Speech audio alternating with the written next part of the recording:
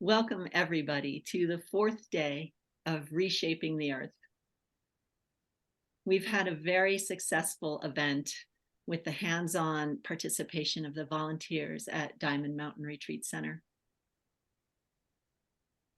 I'm Alex Rowland, the director of Sky Harvest. I have neglected to introduce myself every day that I've emceed.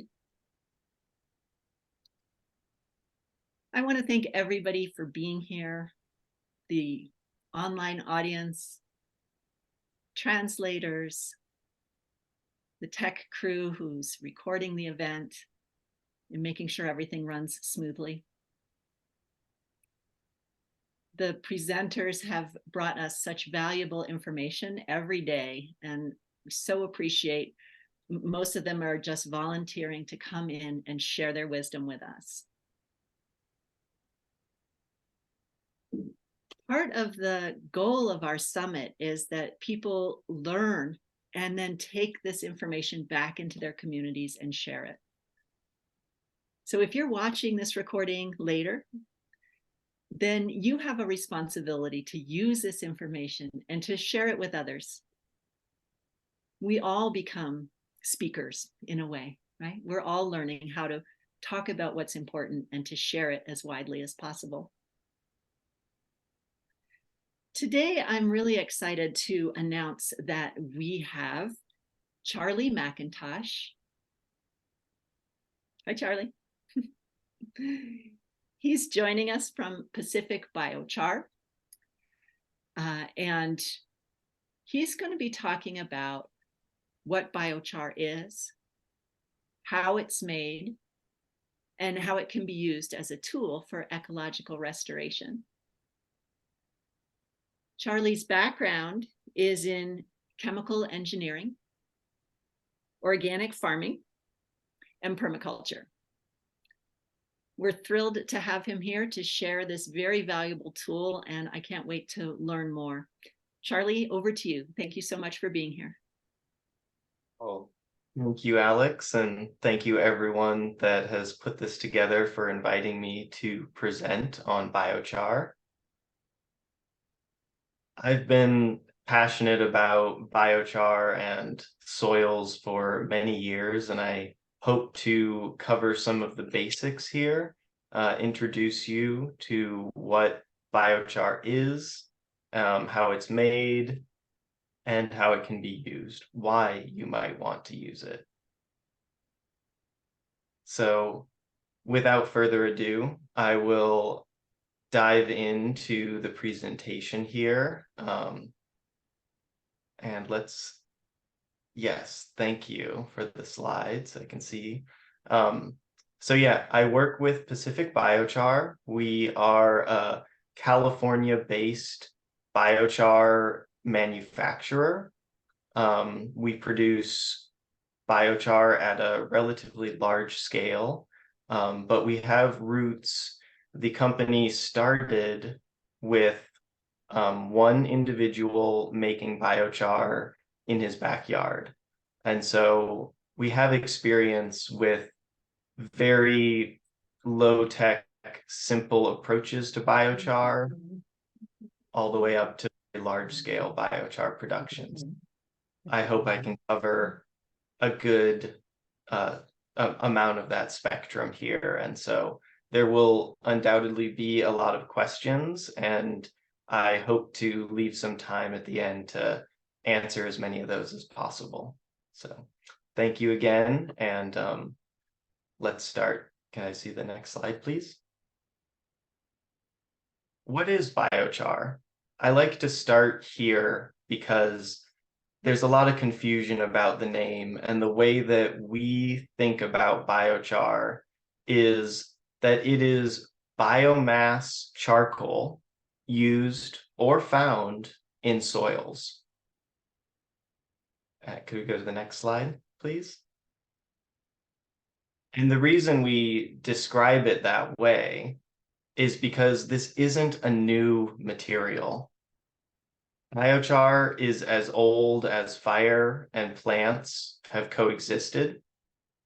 Seasonal fires drop charred plant matter onto the soil where it accumulates over time. This charring process makes biochar resistant to decomposition, and therefore it becomes stable in the soil for very long periods of time, hundreds to thousands of years. And people have used this tool for thousands of years. So this is not a new material. It's not something that was invented recently, but the name can sometimes confuse. Biochar is a natural part of soil formation, and it's a natural component of soil organic matter. We do the next slide, please. This process by which biochar is formed, in order to explain it, I like to use the example of a matchstick. And you can actually see that the wood in a matchstick actually burns twice. First, when you light the match, the flame that's created heats that wood and it releases gases. Those gases that burn are the flame that you see in a matchstick. As that flame burns down the match, you'll see a little charred portion, a dark end that forms. That is the char, and essentially what biochar is. As the flame moves down the matchstick, you will see that charred portion begins to glow like coals in a campfire. And that is the second burning that happens whenever wood is exposed to heat and oxygen.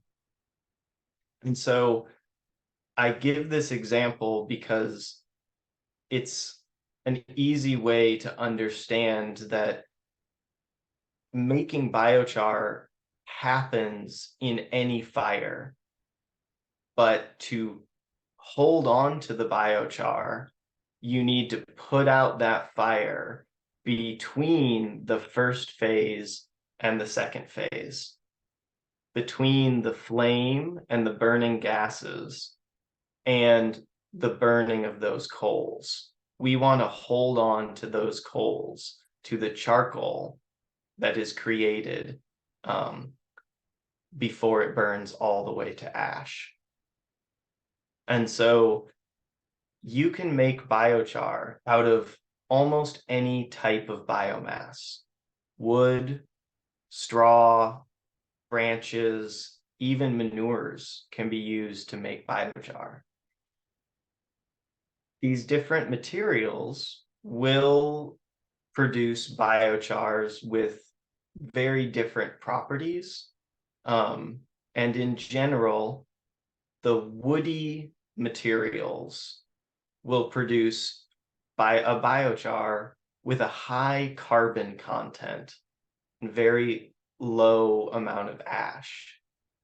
And a biochar made out of something like manure or straw will have a much higher ash content and a lower carbon content.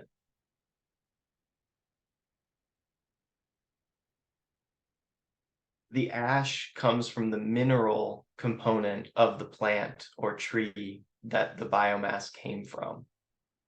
And can we go to the next slide, please? Here you can see the diversity of shapes and sizes and structures that exist in different types of biochar. Some look very much like black pieces of wood. Others become fine pieces and particles. and each will be unique, although they share some common characteristics. And used in the right way, all of them have a usefulness that can be utilized for restoration work. Next slide, please.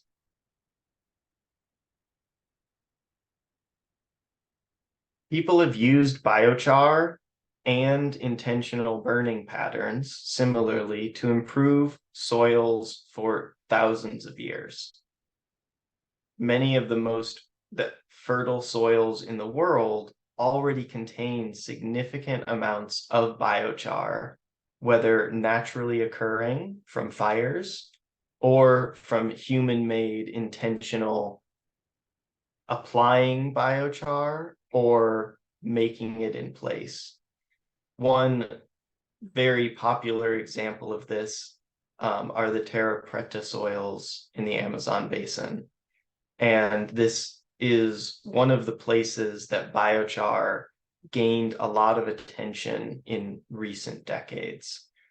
The photo you see on this slide is comparing a soil that has been amended with biochar on the right to a soil that has not been amended with biochar on the left. And tropical soils tend to be they tend to experience very heavy rainfall. So many nutrients are washed out of that soil. And that biochar helps to hold the moisture and hold the nutrients where the plant roots can access them. And so as biochar lives in the soil, it actually ages and becomes more functional. There are minerals and organic matter and microorganisms that coat the surfaces of the biochar, making it, enabling it to hold more water, to hold more complex nutrients, and to provide more habitat for microorganisms. Next slide, please. One of the primary and most important benefits of using biochar is water. Biochar can hold 5 times or more its weight in water. And the way that it interacts with water is actually twofold. There are large pores that I think you can see on this photo on top. There are large pores and small pores. The large pores allow water to move more easily into soils, while the small pores soak up water like a sponge, where it's available to plant roots for longer into the season. And so it can be beneficial both in a heavy clay soil or in a light sandy soil, because it both opens up the soil and allows water and air to get into the soil, but it also holds on to that water and retains it as available to your plant roots. Next slide, please.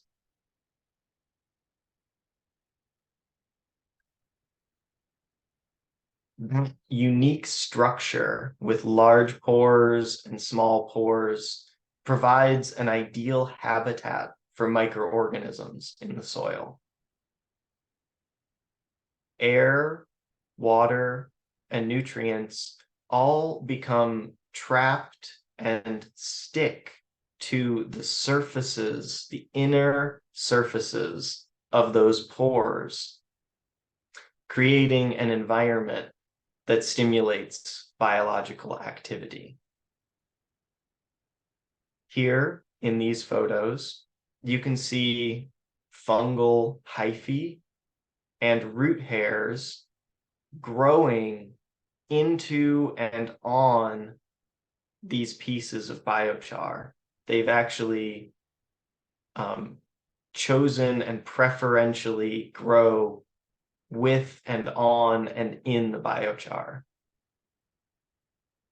And many studies have shown that soil biology responds positively to additions of biochar, whether it be in the soil or in a composting environment.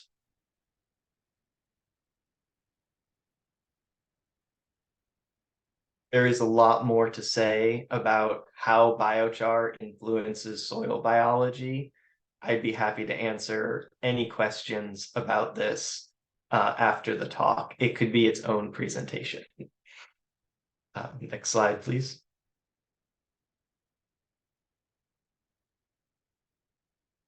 Because biochar is essentially a type of charcoal, as I discussed earlier, it acts very much like a charcoal filter.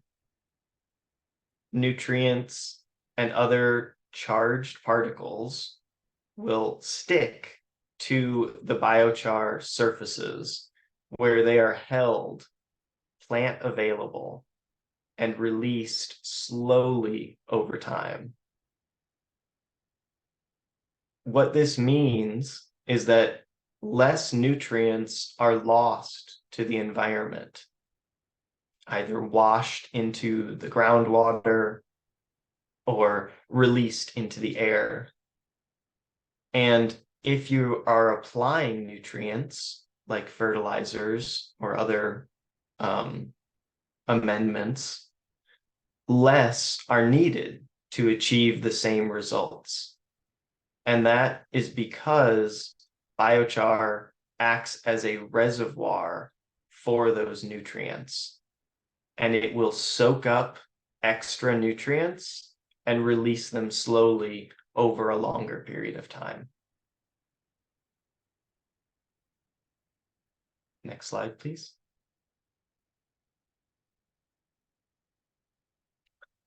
Biochar can also be used to clean up landscapes that are contaminated with heavy metals and toxic pollutants. Similarly to the way biochar holds onto nutrients, biochar can soak up heavy metals as they also stick to these inner surfaces. And once those metals or pollutants have become stuck to the inner surface of the biochar particle, the chemistry that occurs in the soil, as well as the activity of microorganisms, can actually transform those compounds into less toxic forms or into forms that are less bioavailable. So plants can no longer take up and accumulate those metals or be affected by the toxicity of those compounds.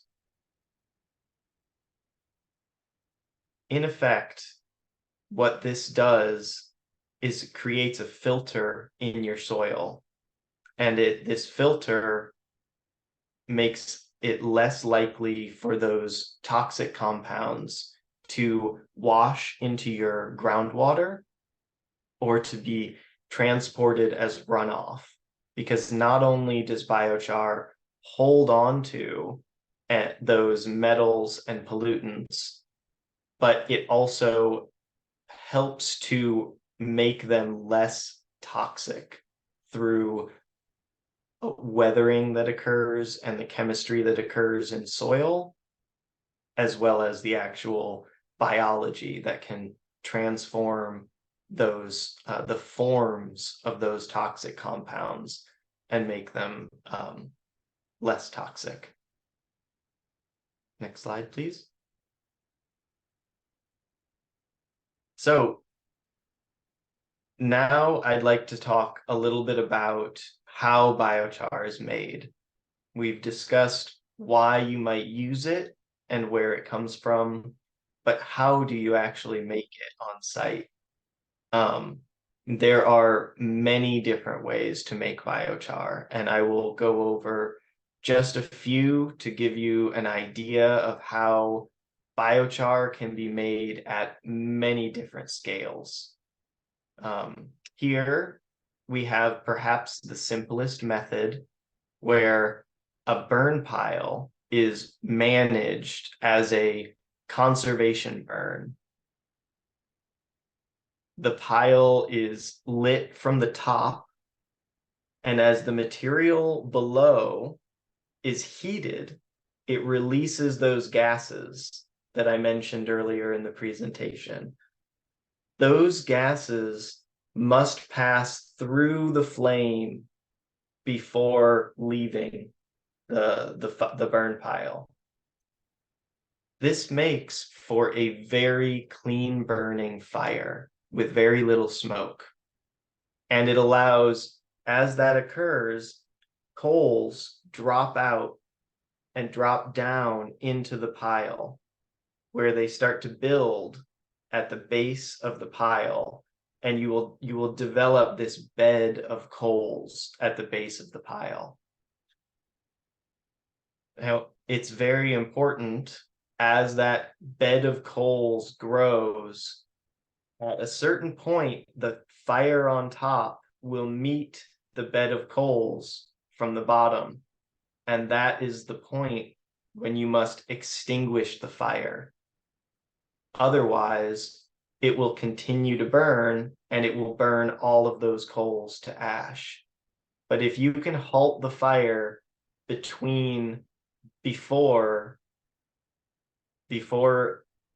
the coals start to really smolder, you can produce a very high quality and a large amount of biochar, just managing a burn pile differently. Next slide, please. Another very popular and well-known method to produce biochar is an open pit or kiln. You can see a few examples in these photos. On the left, this photo is actually the founder of Pacific Biochar in his backyard. This is how we started making biochar, in a pit in a yard. And the reason you would use a pit or a kiln is that it limits airflow, and it reduces the amount of oxygen getting underneath and to the bottom of that fire, so that you build up more coals in the base of the pit or the kiln. Some kilns, like you see here, can be easily picked up and transported to where they're needed. So they're very useful, but they are a rather small scale way of producing biochar. In general, the process is to make a fire at the bottom of the pit or kiln, and it needs to be a very strong, clean burning fire. And then you add material continuously, just until that you almost smother the fire. As soon as it starts to smoke, you stop adding material, and you watch as that material begins to form ash. You can see in the picture of the kiln on the bottom right, the white gray coloring on the surface of the wood. As soon as that begins to form, you will add more material until you see smoke form, and then you hold off and then you see the ash form, and then you add more material. And it's a dance with the fire, keeping it on the edge of clean burning with little smoke, and adding more material as fast as the ash is forming, so that you are producing as much coals as possible. Again, similarly with the burn pile method, it is important to extinguish this fire once the bed of coals fills your pit or your kiln, because if left exposed to oxygen, it will continue to smolder and it will continue to burn all the way to ash. So you're stopping the burning between that first phase of the flame and the second phase where the coals burn all the way to ash. Next slide, please. Here is an example of a slightly larger scale tool. These machines were developed by the forestry industry as an alternative to leaving burn piles in the forest. Large quantities of material can be processed into biochar relatively quickly, and this machine can be easily transported to your site and then move on to another project. These are extremely clean burning, very little smoke, but they have a relatively low yield of biochar, and they can be very, very expensive to purchase or rent. But they are very useful as a tool for a certain scale. If you have a very large cleanup project, let's say after a wildfire, and you want to turn that material into biochar and leave it on the landscape, these tools can be very useful. And there are numerous other versions and models of machines that you can build and use to make biochar. These are only a few examples, and the ones that we have worked with and seem to be the most useful for people on the ground doing this kind of work. You can process a lot of material in a machine like this, but the trade-off is that it's very expensive. So next slide, please.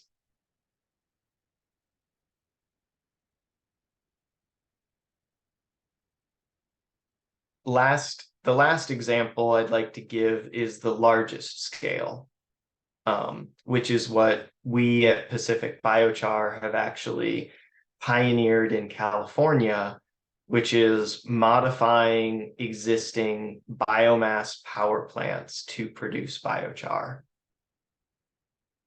These industrial facilities can produce heat, electricity, and biochar, and they have the emissions scrubbing equipment that makes them by far the cleanest burning option when compared to all of the other methods I've described. And now, rightfully so, these facilities, biomass facilities, are a very controversial topic with very well-deserved criticism. And I'd like to acknowledge that up front.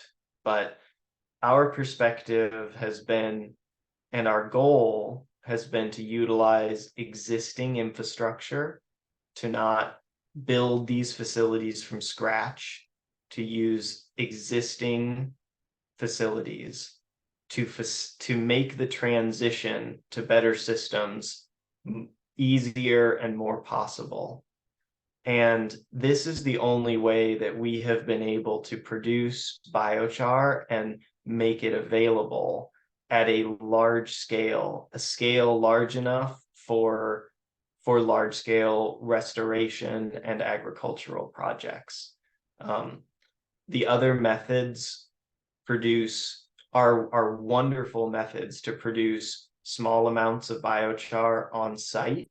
But for a large scale project, sourcing biochar from a facility like this will produce a material that is a much more consistent characteristics, and in much larger quantities. It can be much more affordable if you have to buy it rather than make it yourself.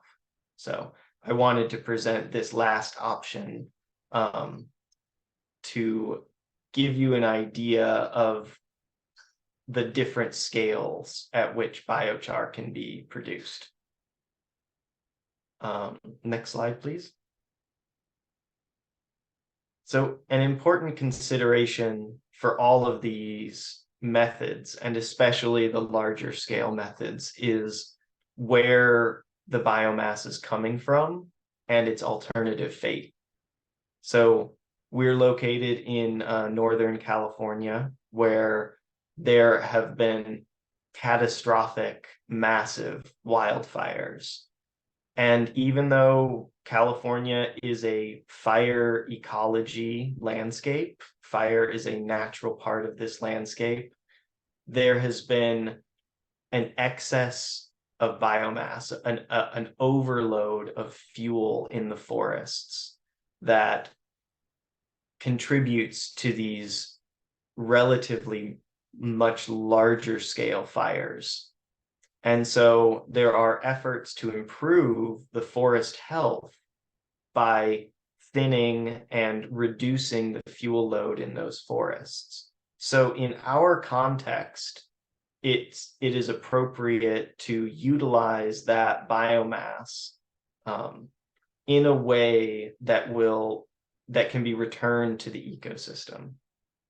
And so this is why we have started working with these biomass power plants that are located near these forests, near the locations where these fires are occurring.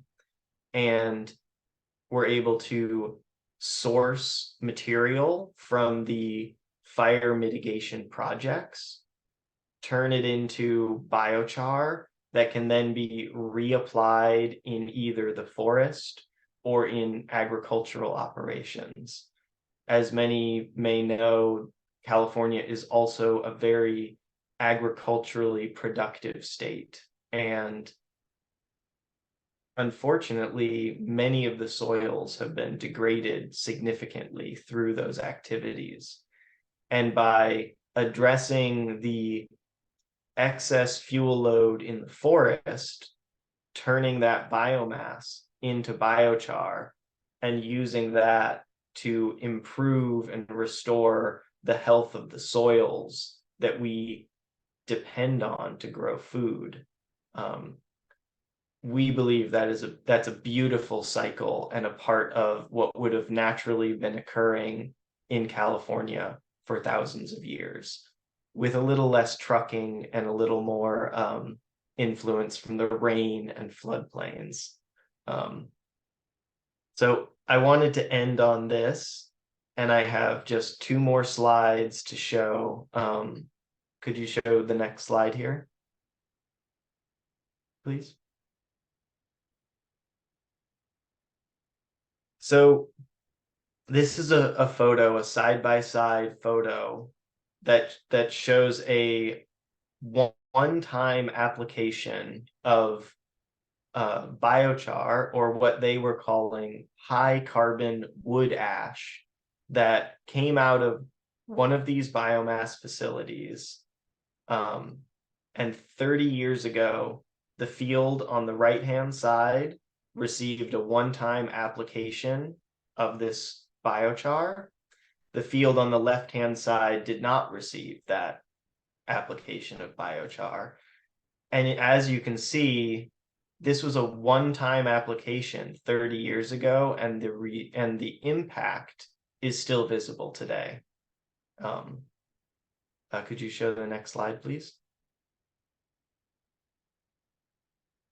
And here are some soil samples dug up on those 2 sites side by side, very close to one of these biomass facilities. And you can see the soil on the right has a significantly darker color and a better aggregate structure. compared with the soil on the left. And so these are just a few examples of how biochar can be used as a powerful tool that mimics a natural part of soil formation in landscapes that experience regular fires. These benefits improve over time and can last for generations. I think this is all I've got for now. I'd love to dive deeper into any of these topics. I could give a full presentation on any one of these slides. So there's a lot more, and I apologize if I left anything out or went past things too quickly. So I will open it up for questions here. Thank Charlie, you. I have a Go question. ahead. Go ahead, Pachi. Please. Charlie, what would be the easiest way, the most effective way, or the cheapest way to activate biochar in a big projects like the one we are having in Diamond Mountain and around it? Because one thing is to activate biochar for a small plot of land, and something else is to extend these islands we have in the area to the rest. It's like tons and tons. So Yes. I know that there's tea compost methods and things like this, but my question is very specific. What would you do to activate lots of biochar in this area? Easy and cheap. This is a brilliant question and one we get very regularly. And the answer, unfortunately, isn't quite well, it is simple, but not as straightforward, perhaps, because it depends on what you have available around you. If you have access to a small amount of high quality compost, then I would say make it into a tea or an extract enough to soak that large pile of biochar. That is an excellent method. You could even use various fermented plant extracts. You can use things like liquid fertilizers, things like that. This liquid inoculation of a large amount of biochar will use the smallest amount of material, but you want that material to be a high quality biochar, a high quality compost, something that has a lot of life in it, a lot of nutrition in it. So because it's going to be spread out over a very large amount of material. And your goal is to coat the surfaces of the biochar. So you need contact with whatever material. So if you're using a liquid, it has to coat all of those surfaces. What we have done is in California is work with large scale composting operations. And we will, if we have a truckload of biochar, it will get blended with a large pile of compost. And even better if you blend it with the raw ingredients and it goes through that whole composting process together, all of it. We call that co-composting. That produces the most activated because it's a living, breathing system. A compost pile is a whole ecosystem. It's a community of different organisms, and they're growing and dying and decomposing and eating and secreting all sorts of really wonderful compounds that coat those surfaces very completely. So I would say if that's a possibility, the best way to activate your biochar is to blend it into an early stage compost pile. Again, depending on your scale, that can be rather hard to do at a large scale. And I'd like to point out that even raw biochar blended into the soil will become activated over time. It is not 100% necessary to activate it before it goes in the soil.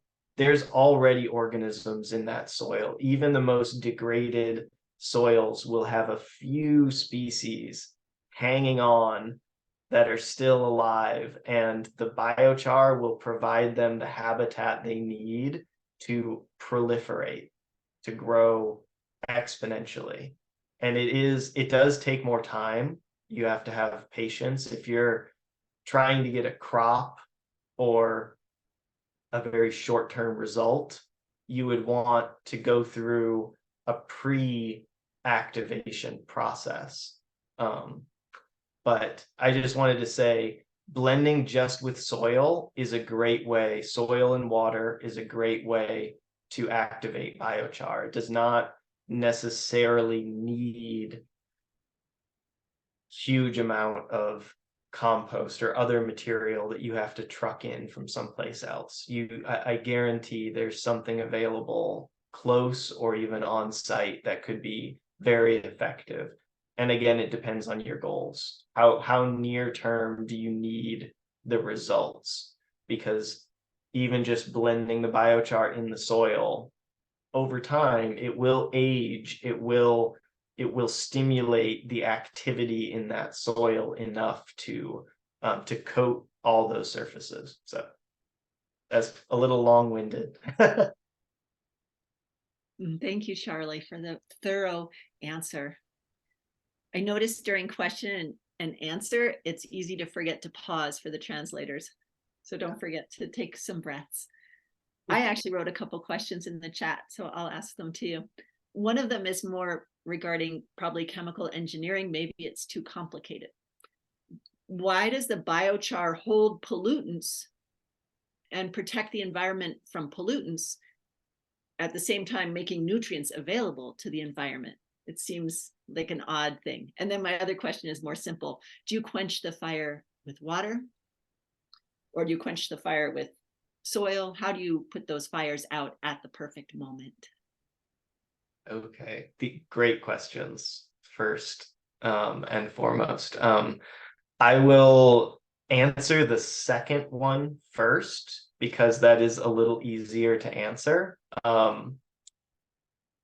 You can quench that fire with water or soil. You can use both. The soil needs to be a little bit moist, at least. There needs to be some moisture. But we have used both methods, and both are possible. In general, when you are making biochar in a pit or a kiln or a pile, you're working with fire, and you will want some water source nearby for safety. So in general, we see and we recommend using water to put out to quench the fire as the easiest method. But I just want to say that soil is an effective way to quench the fire as well. But you really need to make sure that it's out, because biochar can continue to smolder even under a cap of soil. It can continue to burn and go all the way to ash. So you have to be careful. Your other question regarding why the biochar's ability to soak up metals and pollutants, and it also makes nutrients more available. It's complex because it's the same mechanism. It's essentially how tightly are each of those compounds stuck to the biochar surface. And nutrients tend to have loose associations. They have less strongly charged particles in general. But the same thing is occurring. The surfaces of biochar have little areas that are positively charged and little areas that are negatively charged. And whether it's a nutrient or a heavy metal or other compounds, they will stick to those surfaces. And then the reason that nutrients are then still available to the plants is because the way a plant root takes in a nutrient is that it actually goes and it finds the nutrient, and then it exchanges a little ion to suck up that nutrient. So it's actually actively taking the nutrient off of the biochar surface. So the biochar just holds those things in an available structure, but they don't get released back into the soil unless they are pulled off by something like a plant root or a microorganism. And they're very good at selecting what they need. There is an intelligence to how a plant root finds the nutrients that it needs. And so it doesn't pull off. It will prefer a nutrient over a heavy metal, if both are available. And so biochar just soaks up all of those things. It soaks up nutrients, it soaks up heavy metals, and all of them, and it holds them in its structure. It doesn't let them wash out. It doesn't let them off gas, but it holds them. And then organisms, the biology in the soil, will find those little reservoirs and pick and choose what they want from it. So hope that explains it relatively simply, because there's a lot of complex chemistry there that I would just we would fumble through. Thank you. Amazing. We're turning it over to the room now. Thank you. Okay. Am I in the camera? Thank you so much, Charlie. Maybe big applause from Diamond Mountain for your beautiful talk. You. You cannot see everybody because they are hiding back there. They have fear of the camera. But I think the first question is from Karin. Hey, Charlie, it's Kat here. And Hi. thank you very much for everything you do for so many people. You're so welcome. I could say the same to you. Activating the biochar with manure from a local dairy. Mhm. Would that be considered an organic amendment if the dairy farm is not organic? And it kind of sounds like maybe it could be from a chemistry point of view, but maybe not from a certification point of view. What do you think?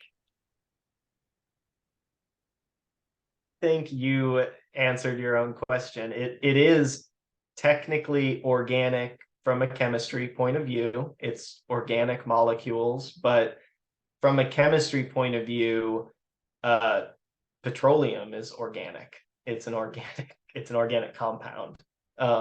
So from a certification perspective, I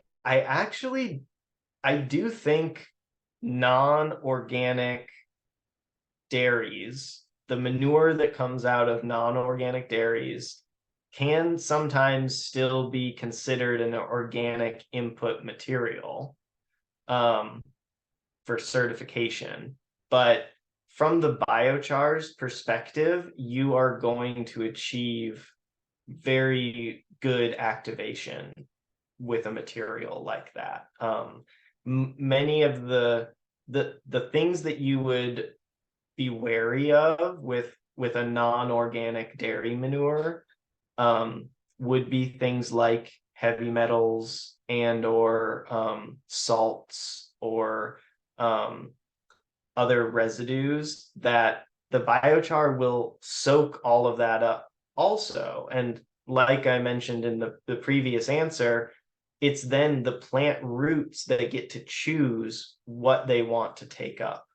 And so the biochar will mitigate any negative effects from those metals or salts to a degree. It's not a miracle material.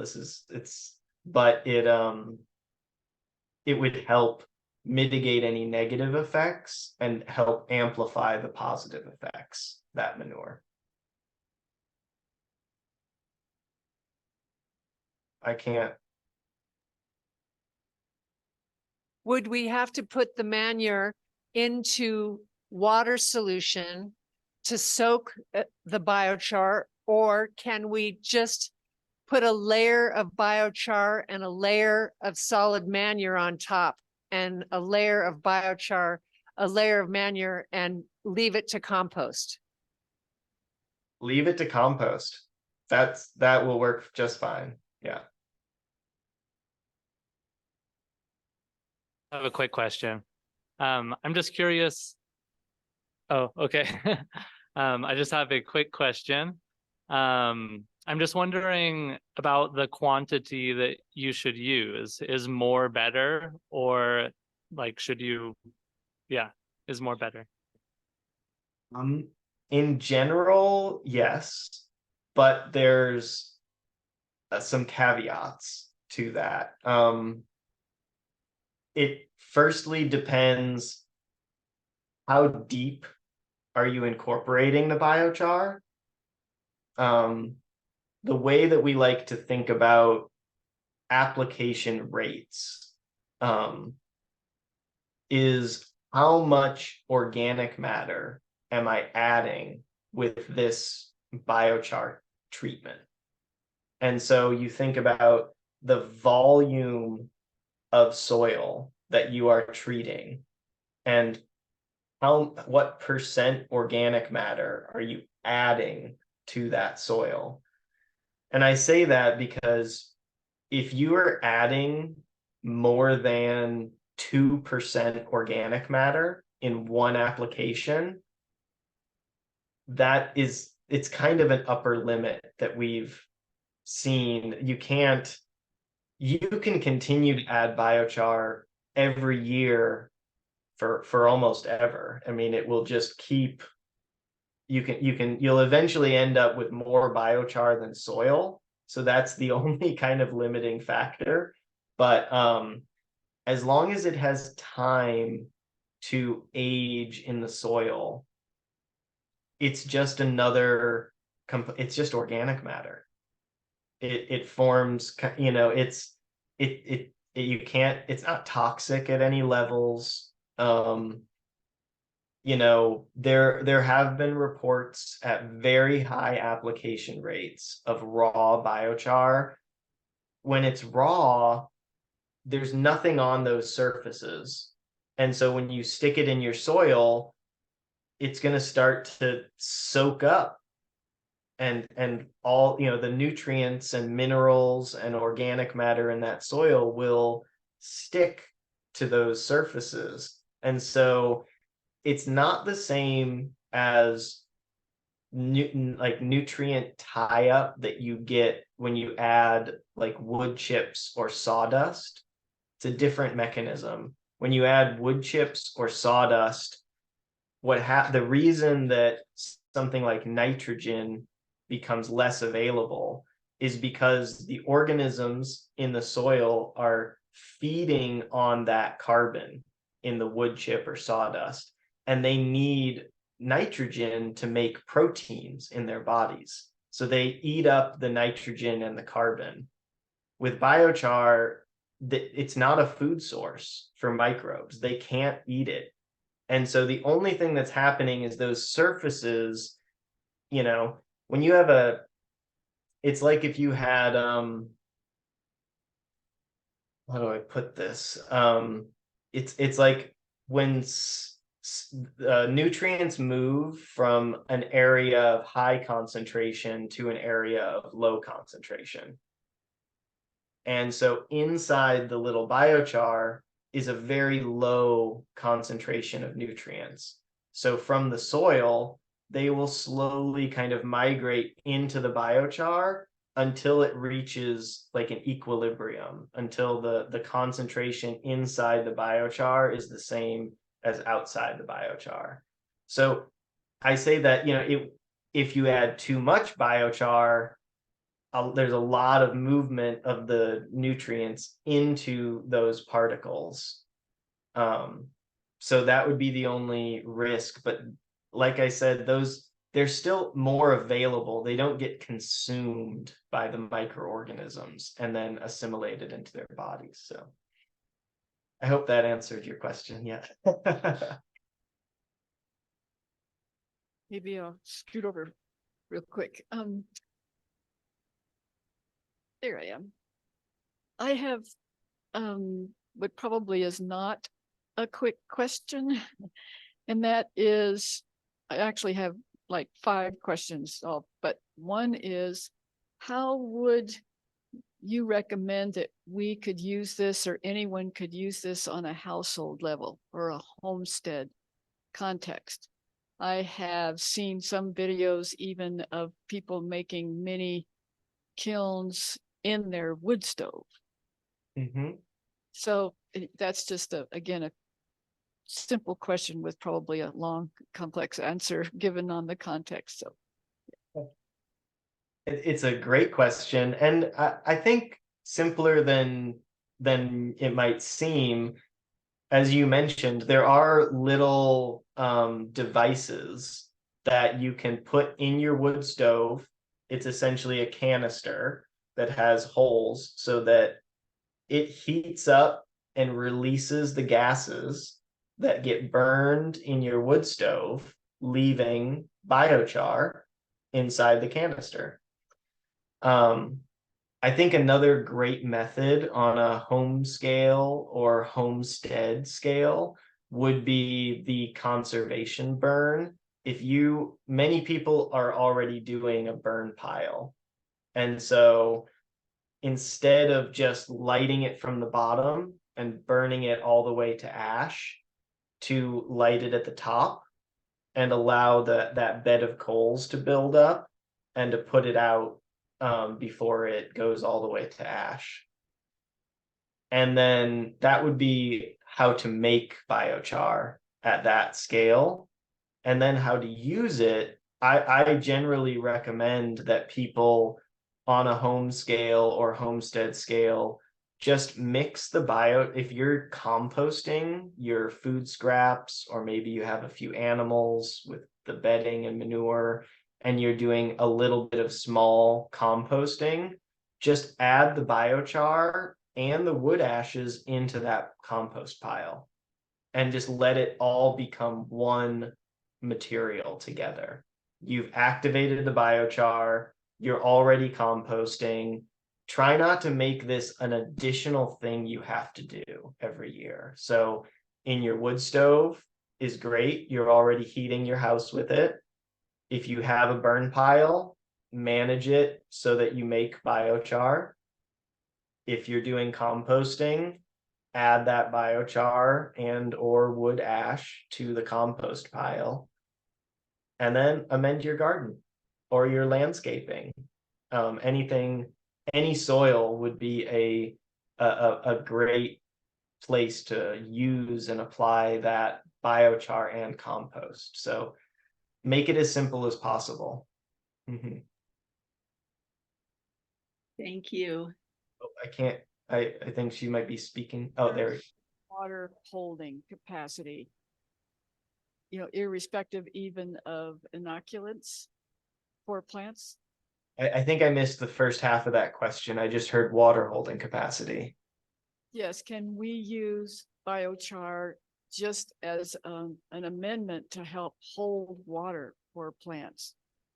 Yes, even raw biochar will do that. Will hold. We've had our biochar measured by a lab, raw, no activation, and that's where I got it can hold 5 times its weight in water. That's raw biochar. It just acts like a sponge. Thank you so much, Charlie. This is obviously a hot topic. People have a lot of questions about it.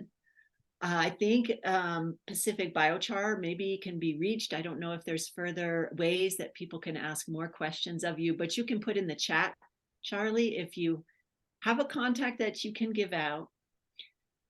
I want to thank you so much for giving us such a thorough and informative talk.